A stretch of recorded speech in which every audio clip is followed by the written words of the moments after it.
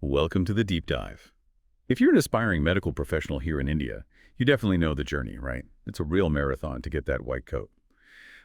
Exciting, absolutely, but also, let's be honest, incredibly complex sometimes. Today we're zeroing in on one specific state that's a crucial destination for many of you, Chhattisgarh. It's got its own unique landscape of opportunities and, importantly, rules for future doctors and healthcare pros. So our mission in this deep dive is basically to unpack everything you need to know about medical admissions in Chhattisgarh, specifically looking ahead to the 2025 academic year. We'll navigate the entrance tests, try to demystify that pretty intricate admission process, look at the colleges, understand the real costs involved, always a big one, and flag up some of those specific regulations that make Chhattisgarh stand out. Yeah, and to make sure we give you the best picture, we've really dug into the sources. We're talking official government notifications, those detailed counseling guides you see, and some expert analyses as well. The idea is to distill all of that into practical, actionable knowledge for your journey. Okay, great. So with that overview, let's jump straight into maybe the most fundamental question for anyone looking at a state. Is Chhattisgarh an open or closed state for medical admissions? It's such a key thing for students outside the state. Right, well, it's crucial. And the answer is it's kind of both, depending on what you're aiming for. For admissions to private medical and dental colleges, Chhattisgarh definitely operates as an open state. So yes, students from other states can compete for seats there. Those are usually under the management quota or maybe the NRI quota. Okay, so private is open. But what about the government colleges? That's the distinction. That openness doesn't really extend to the government medical colleges. Those are, primarily reserved for students who have Chhattisgarh domicile. We're talking about the 85% state quota seats. Those are specifically for local residents. That distinction is super important. It really brings up eligibility, doesn't it? So for those Chhattisgarh domicile students who are targeting those state quota seats, whether it's government or private, what exactly do they need to show? What are the criteria? Good question. To qualify for that Chhattisgarh domicile status, you generally need to tick one of these boxes. You need to have completed at least 3 years of your schooling, your education within Chhattisgarh itself. Or another way is if you were born in Chhattisgarh and you've also completed 3 years of education there. Or the third main one is if you've been a permanent resident of Chhattisgarh for 15 years or more. 15 years. Okay. Yeah. And it's important to stress, without that specific proof, even someone who's lived there a long time might get classified as an outsider for those state quota seats, which means they'd have to compete under the management quota. It's a detail that can, trip people up if they aren't prepared with the right documents. Definitely sounds like something to get sorted early. Okay, so once you understand the open-closed status and domicile, the next big hurdle is the process itself. That gauntlet, as you called it. What's the main gateway? The test everyone needs. No surprises here, really. It's the National Eligibility Cum Entrance Test, NEET UG.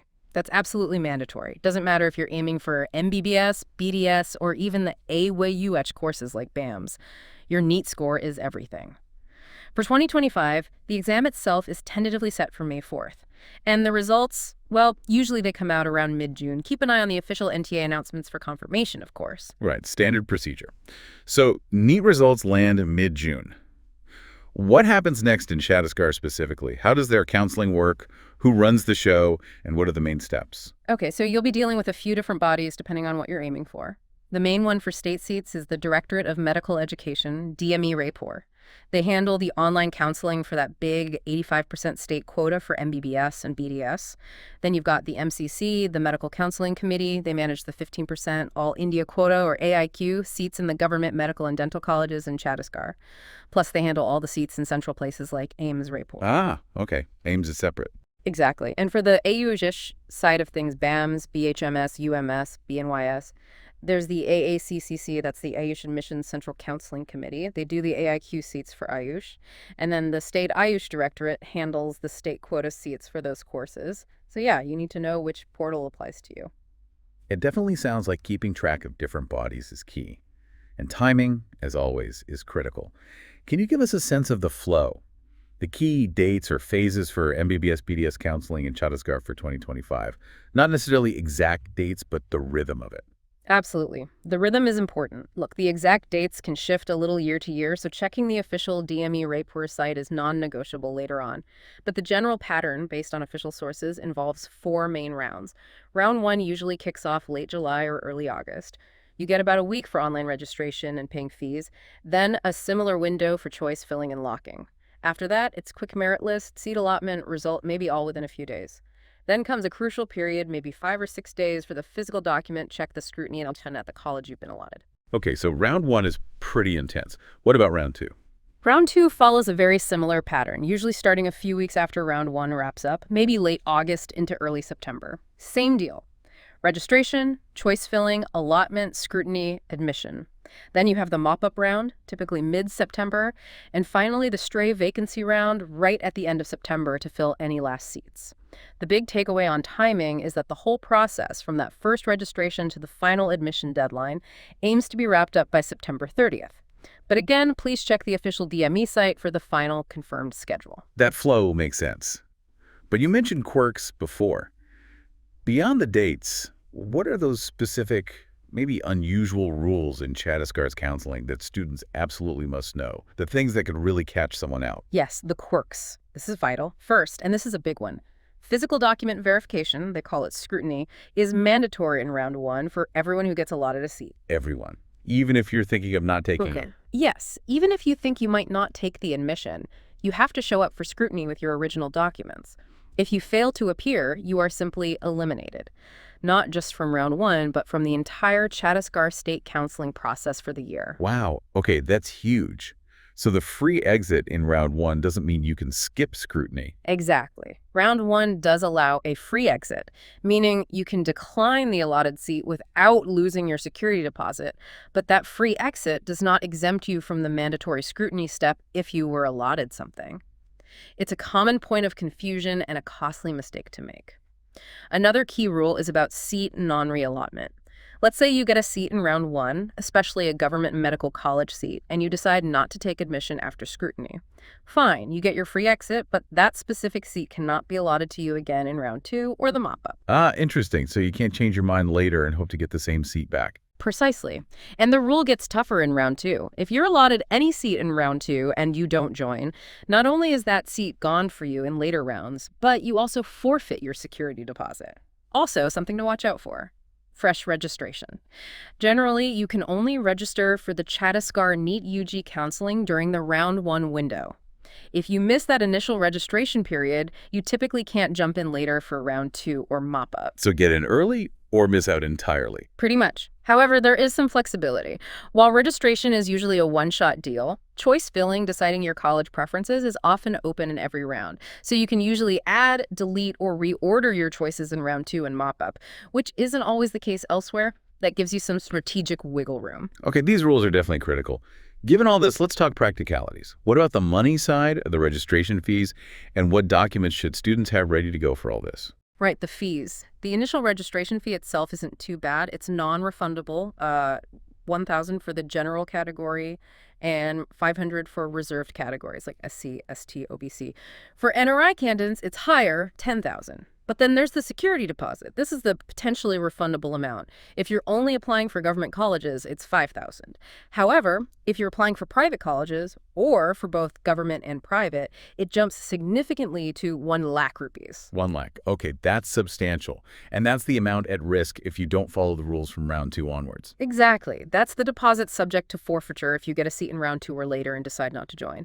As for documents, you need the usual suspects: your NEET admit card and results scorecard, obviously, your class 10th and 12th mark sheets and certificates, your domicile or residential certificate is critical for state quota, and pay close attention here, your category or caste certificate, if applicable for state quota benefits, must be in the specific Chhattisgarh government format.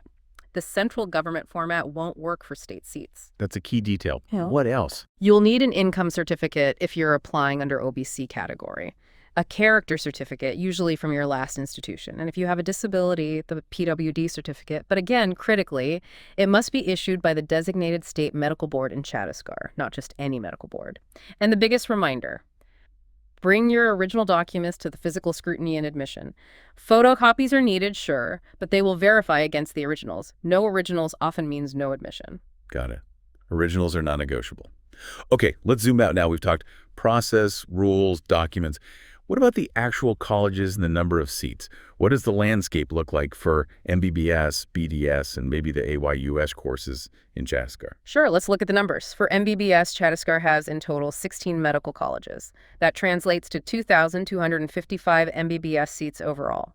This breaks down into 11 government medical colleges, offering the majority of seats, 1,555. And then there are 5 private medical colleges, providing the remaining 700 seats. Okay, 11 government, 5 private for MBBS. What about BDS? For BDS, the dental side, there are 6 dental colleges in total, offering 600 seats. Here, the split is different. Only 1 government dental college, which has 100 seats. The other 5 are private dental colleges, accounting for 500 seats. So, mostly private for dental. Can you mention some of the well-known government MBBS colleges? Definitely. Probably the most known is PTJ&M Medical College in the capital, Raipur. It has the largest intake, 230 seats. Then there's CIMS, the Chhattisgarh Institute of Medical Sciences in Bilaspur, with 150 seats. And down in Jagdalpur, you have the Latri Balaram Kashat Memorial NDMC Government Medical College, offering 125 seats. There are others too, of course. And it's always worth mentioning AIMS Raipur again. It has 125 seats, but remember, it's a central government institute, so its admission process is entirely through the MCC's All India Counseling, separate from the state DME process. Right, AIMS is always a bit different. Now, for the private MBBS colleges, you said there were 5. Yes, 5 technically listed, but there's a very important recent update for the 2025 session. One of those private colleges, Rampur Medical College in Raipur, has been declared a 0 year. A 0 year. What does that mean? It means it won't be admitting any new students for the 2025 batch. This can happen for various reasons, maybe pending approvals, infrastructure issues, regulatory compliance, things like that. So effectively, for this upcoming admission cycle, there are only 4 functional private MBBS colleges admitting students. Okay, that's crucial info, reducing the private seat pool slightly. What are some examples of the functional private ones? Sure. You have Sri Shankaracharya Institute of Medical Sciences in Bhilai, that's 150 seats. There's Sri Balaji Institute of Medical Sciences in Raipur, also 150 seats. Raipur Institute of Medical Sciences, known as RIMS, in Raipur, another 150 seats. And then Chandalal Chandrakar Memorial Medical College in Durg, which has the largest private intake at 200 seats. Got it. And for dental, you mentioned the government dental college in Raipur with 100 seats. Yeah. And the rest are private. That's right. Several private dental colleges make up the remaining 500 BDS seats across the state. Okay. What about students interested in alternative medicine? BAMS, BHMS, BUMS, BNYS. Are admissions also through NEET UG, and what's the college situation like? Yes, absolutely. Admissions for all AUH degree courses are also based on the NEET UG score. For BAMS, Ayurveda, Chhattisgarh has government options. The total seats across government BAMS colleges sum up to around 464. A well-known example is the Sri Narayan Prasadavasti Shaskya Ayurveda Mahavidyalaya in Raipur, which offers 75 seats. There are also private BAMS colleges, offering about 110 seats in total. For instance, Rajiv Gandhi Ayurveda Chikitsa Mahavidyalaya in Kedamara, Bhilai has 40 seats. Okay, so decent options for BAMS. What about the others? BHMS, BMS, BNYS? Right. For BHMS homeopathy, interestingly, there are no government colleges in Chhattisgarh, but there are private options, totaling around 200 seats. Raipur Homeopathy Chikitsa Mahavidyalaya in Raipur is one example, with 50 seats. Similarly, for BUMS, Unani, no government colleges, but there is one private college, Mohsen Imala Unani Medical College and Hospital, offering 40 seats. And finally, for BNYS, Naturopathy, and Yogic Sciences, again, no government presence, but one private college exists, Sri Labdhi Vikram Raj Arogyam Sansthan, providing 50 seats. So AWHH is predominantly private, except for BAMS having government options. Yeah. Okay, let's shift now to strategy and maybe a bit of a reality check. The NEET cutoffs. What's the trend in Chhattisgarh? Is it high, low? How does it compare maybe to other states or the All India Quota? This is where students really start strategizing. Yes, the cutoffs. This is actually one of the most fascinating aspects of Chhattisgarh admissions. It shows a really interesting and maybe surprising trend. Typically, the round 1 cutoffs for government MBBS seats under the state quota are quite high. For example, in 2024, the closing rank for unreserved was around a score of 571, which is, pretty wide. It's 71 in round 1. Yeah. Okay, so seems tough initially. Exactly. But here's the twist. The cutoffs tend to drop significantly in round 2. In 2024, that 571 dropped down to around 496 for the same category. That's a huge drop. Wow, nearly 75 points. Why such a big fall? It comes back to that free exit rule in round 1 we discussed. Many students, especially those with good scores, apply to multiple states. They might get an allotment in Chhattisgarh in round one, maybe as a backup, but then they might secure a preferred seat in another state, maybe Karnataka or UP, or through the All India quota, before Chhattisgarh's round two begins. Since they can exit Chhattisgarh's round one without penalty, they do, vacating those seats. This opens up possibilities for students with slightly lower ranks who stick with the Chhattisgarh process into round two and the mop-up round, where the cutoff might dip even further, maybe down to 490 in 2024's mop-up. That's a crucial strategic point then. Patience could really pay off if your score is in that range. It absolutely can. So looking ahead to 2025, what can we expect? For government MBBS under the state quota, rough estimates might be unreserved around 475, 480, OBC maybe 470, 475, EWS perhaps 440, 450, SC around 380, 390, and ST significantly lower, maybe 280, 290. These numbers really underscore the advantage for domiciled students compared to trying for the same college via the All India quota, where cutoffs would likely be much higher. And for private colleges, state quota versus management quota. For private MBBS seats under the state quota for domicile students, the cutoff might hover around 390, 410. For the management quota in private colleges, which is open to students from other states, it could be around 380, 390 initially, potentially dropping lower in the later mop-up or stray rounds as seats fill up. Okay, that gives a good sense of the score ranges. Now let's tackle the other big reality check, the money question. What does it actually cost to study medicine in Chhattisgarh? How do the fees break down? Right, the finances. As you'd expect, there's a huge difference between government and private. Government MBBS colleges are incredibly affordable. The annual tuition fees are generally somewhere between $40,000 and $50,000 per year. Fantastic value if you can get a state quota seat. $40,000 to $50,000 a year, that's very accessible. What about the private side? Private MBBS is naturally a different ballgame.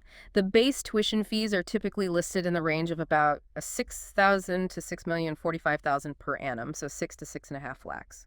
Okay, which compared to some other states might seem moderate.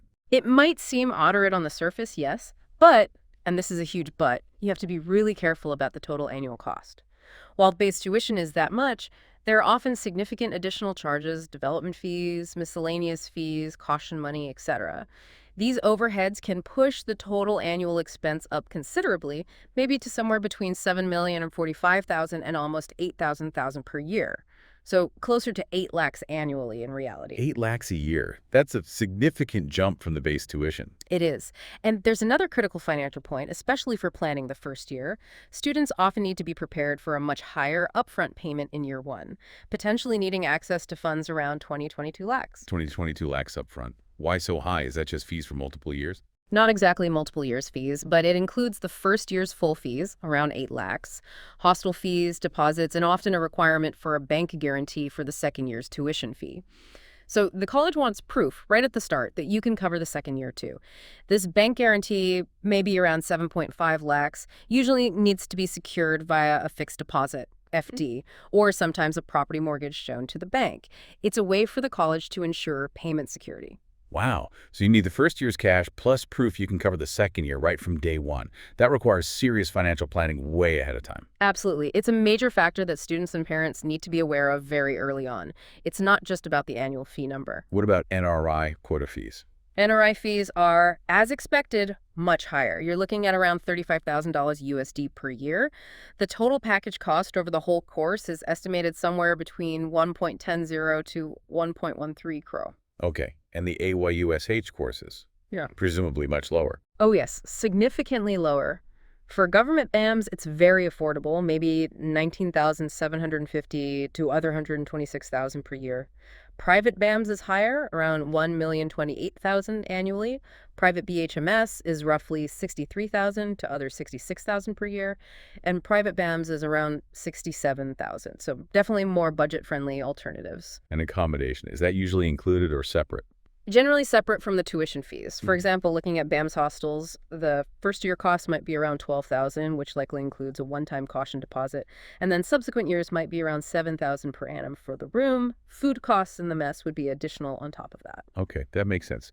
So this raises an interesting point. If the private fees in Chhattisgarh, with all the overheads and the bank guarantee, aren't necessarily the absolute rock-bottom cheapest in India, why do students from other states still choose to go there? And conversely, why do some Chhattisgarh domicile students still look at the All India quota? That's getting to the heart of the strategic decisions, isn't it? For students from other states, especially maybe North India, Chhattisgarh's private colleges, even with the costs, can still represent a relatively lower budget overall package compared to some very high-fee private colleges in, say, southern states or Maharashtra. It's about the total expenditure over 5.5 years. Plus, as you hinted, there can be a cultural comfort factor. For some North Indian students, adapting to Chhattisgarh might feel easier in terms of language, food, and general environment compared to moving further south. So it's a balance of cost and maybe cultural fit for out-of-state students. Right. And for Chhattisgarh's own domiciled students, why look at AIQ? Well, they often participate in AIQ counseling mainly to see if they can snag a top-tier government college anywhere in India. But realistically, the state quota in Chhattisgarh offers such a significant cutoff advantage for local government colleges. So many will try AIQ, but unless they get something truly exceptional, they often find their best bet is back home through the state quota, given the much lower rank required for a government seat there. It maximizes their chances of getting into a government college. That makes sense. It's about playing the odds. Okay, beyond the numbers, the fees, the strategy, what about the actual experience, the life of a medical student in Chhattisgarh, particularly thinking about the quality of education and the environment, especially in those private colleges? This is where things get more subjective, and it's really important for students to do their homework. While the state offers those great affordable government options and the private fees are, let's say, mid-range, some analyses and feedback suggest that the quality in some of the private medical colleges still needs significant improvement. We're talking maybe infrastructure, consistent faculty availability, and importantly, clinical exposure, the patient load in the attached hospitals. Out of the 4 currently functional private colleges, maybe only a couple are consistently highlighted as being, generally worth considering when compared nationally. So the message is, don't just look at the fee structure. Really dig into the specific college's reputation and resources. Absolutely. Compare across states, if possible. Don't let the budget be the only deciding factor. Try to find out about the hospital's patient flow, any recent upgrades, faculty stability. Maybe even try connecting with current students online for firsthand accounts, though take individual opinions with a grain of salt, of course. And there are other factors impacting student life, too. The bond policies in Chhattisgarh are quite stringent and something to consider seriously. Right, you mentioned bonds earlier. Can you elaborate?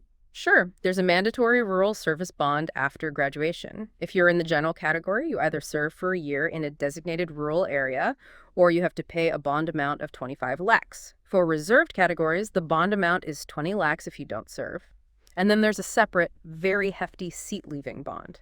If you decide to leave your course after the counseling process is finalized, like after the 3rd round or stray vacancy round, or anytime during your studies, you could be liable to pay 25 lakhs for an MBBS seat or 5 lakhs for a BDS seat. 25 lakhs just for leaving the course midway. Yes.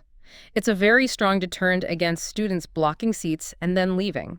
It creates a major financial commitment and definitely impacts future plans and career choices.